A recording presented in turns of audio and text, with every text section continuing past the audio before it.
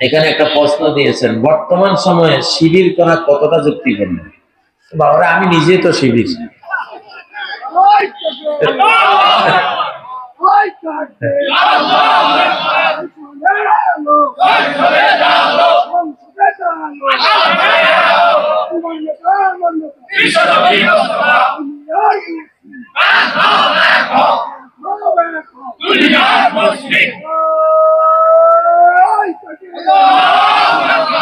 শিবির মানে আসলে আমি শিবির মানে হলো, আমি 35 বছর যে হাদিস পড়িয়েছি জামিয়া কাসিমিয়া মাদ্রাসায়, আমার সামনে সব শিবিরের ছেলেরাই থাকতো, ওদেরকে আমি পড়িয়েছি হাদিস 35 বছর।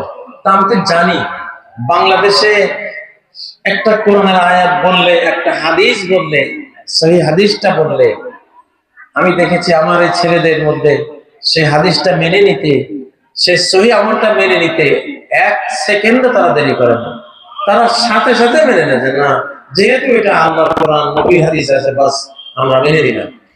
তা আমি তো ওদের ভেতরে ছিলাম, আমি জানি আল্লাহ কি তাদেরকে এমনি বাংলাদেশে সম্মান দিয়েছেন?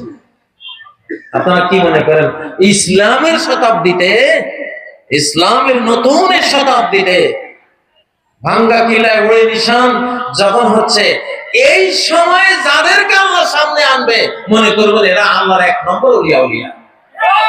এদের ভেতরে সেই জিনিস দেখেই আল্লাহ তাআলা তাদেরকে মনোনয়ন দিচ্ছেন, ঠিক না? কি মুসলমান ভাইয়েরা, এই ফ্যাসিবাদের বাংলাদেশ থেকে উৎখাতের পিছনে সবচেয়ে বড় মুনাজ্জাম, সুনিয়ন্ত্রিত এবং সুনির্ধারিত লক্ষ্যভেদী যে প্রোগ্রাম, যে পরিকল্পনা, যে অভিযান ছিল, সেটা এই ছেলেগুলি ছিল। এবং সবচেয়ে বেশি রক্ত দিয়েছে এই ছেলেগুলি। তাদেরকে মারলে বেওয়ারিশ লাশ, ফ্যাসিবাদ শিবিরের ছেলেগুলিকে মেরে বেওয়ারিশ লাশ, তাদেরকে দেখতে গেলে যে যাবে তারেও গুলি করছে, ঠিক না?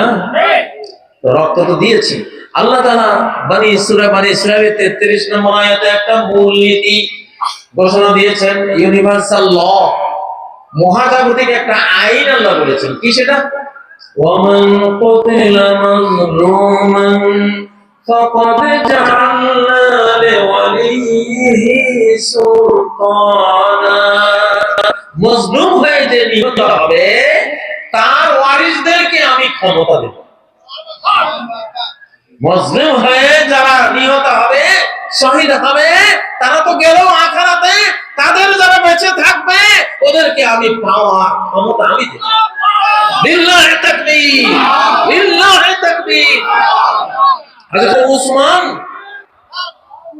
উসমান যখন মুসলিম হয়ে নিহত হলেন, ইবনে আব্বাস বললেন উসমানের বংশ ক্ষমতায় আসবে, বনি উমাইয়া ক্ষমতা আসবে। লোকেরা বলল কি দলিল? উনি বলেন এই যে দেখো আয়াত কি বলছে। তাহলে উসমান মুসলিম হয়ে নিহত হয়েছে, এই জন্য বনি উমাইয়া তৎকালীন গোটা মুসলিম জাহানের ক্ষমতা পেয়ে গেছে। আমার তো মনে হয় যে শিবির শুধু বাংলাদেশ না, গোটা বিশ্বের মধ্যে এরকম ক্ষমতা পাবে ইনশাআল্লাহ, ইনশাআল্লাহ।